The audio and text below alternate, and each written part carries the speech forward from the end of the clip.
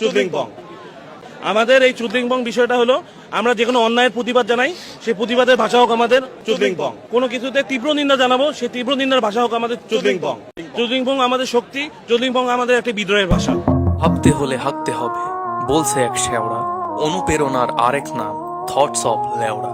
অবশেষে হাতে পেলাম থটস অফ লেওড়া ভাইয়ের বইটা পড়া যাক। পুক পুক ফুক ফুক, ঢং ঢং থ্রুত থ্রুত, প্যারাত প্যারাত থুক থুক, ঢং থেরে ঢং থেরে ঢং থেরে।